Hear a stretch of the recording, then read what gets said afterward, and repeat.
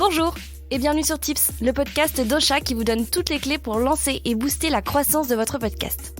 Cette semaine, c'est Emma au micro de Tips. Dans ce nouvel épisode, je vais vous parler de l'importance de créer une véritable identité de marque pour son podcast. Je vous vois venir avec vos gros sabots, enfin vos baskets quoi. Après vous faites ce que vous voulez, c'est un fashion faux pas quoi, c'est tout. À quoi ça sert de créer une marque autour de son podcast ? Est-ce que ça va vraiment m'apporter des écoutes ? La réponse est oui, tout simplement parce qu'en créant ou en peaufinant l'identité de marque de votre podcast, vous allez faire preuve de cohérence à tous les niveaux. La cohérence, vous allez voir, c'est le mot-clé de cet épisode de Tips. Cohérence visuelle, cohérence éditoriale, cohérence vis-à-vis de vos valeurs ou de ce que vous voulez dire avec votre émission. L'identité de marque de votre podcast, c'est ce qui va vous permettre de respecter cette cohérence et de vous y tenir sur le long terme. C'est un peu votre GPS. À droite, tourne à droite. Faites demi-tour dès que possible. Construire l'identité de marque d'un podcast, ça ne s'improvise pas. Donc la première chose que je vous conseille de faire, c'est de vous asseoir confortablement et de bien réfléchir à ce qui fait votre émission aujourd'hui ou à ce qui fera votre future émission. Premièrement, interrogez-vous sur la raison d'être de votre podcast. Pourquoi est-ce que vous avez un jour décidé de lancer votre émission ? Quel a été le déclic ? Prenons un exemple très concret avec Tips. La raison d'être de Tips, c'est d'aider les podcasteurs ou les futurs podcasteurs à podcaster. Tout simplement. Quelles sont ensuite les valeurs liées à votre podcast ?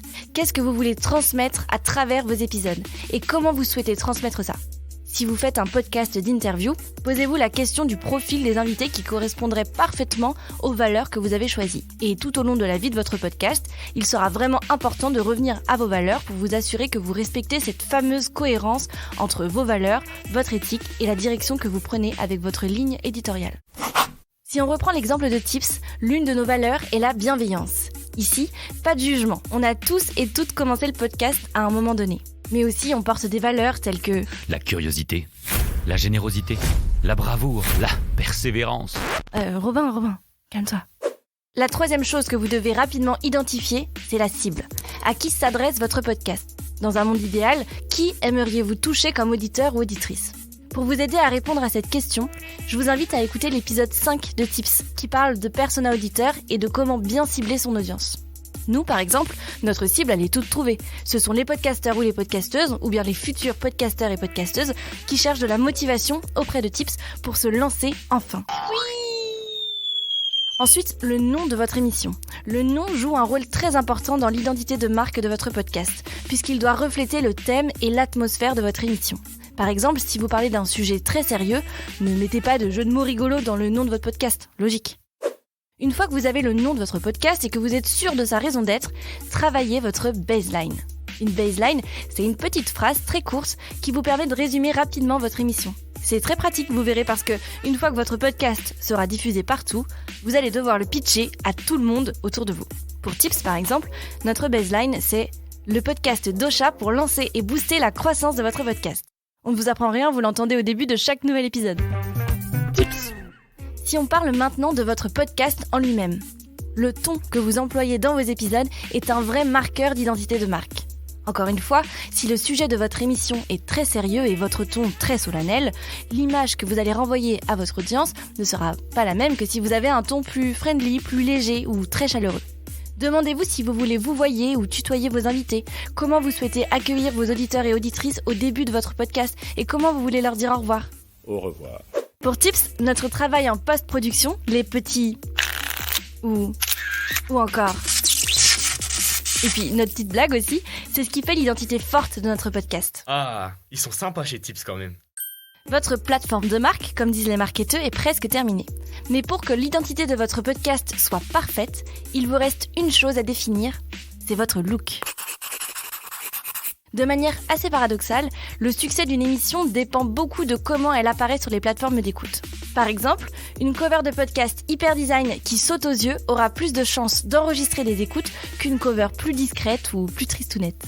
Donc la première chose à faire, c'est de définir les couleurs associées à votre podcast. Pour vous aider à les choisir, je peux reprendre l'exemple qu'on vous avait déjà donné dans notre épisode 11 où on parle de la théorie des couleurs.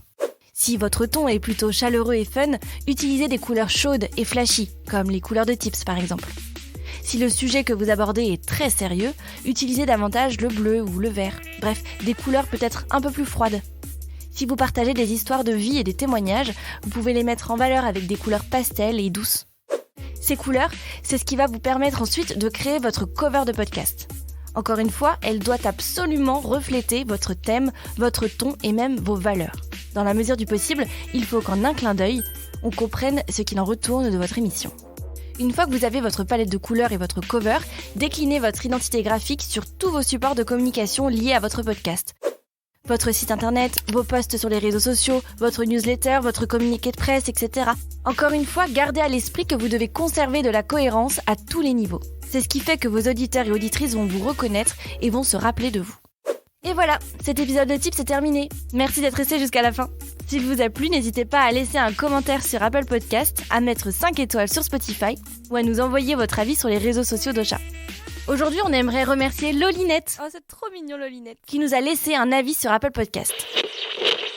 Un bon casse-croûte pour l'oreille et de la nourriture pour cerveau de podcasteur.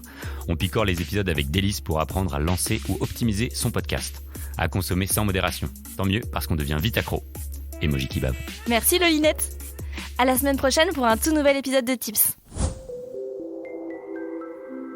Ocha Originals. Cette émission vous a été proposée par Ocha, la première plateforme française d'hébergement et de marketing du podcast.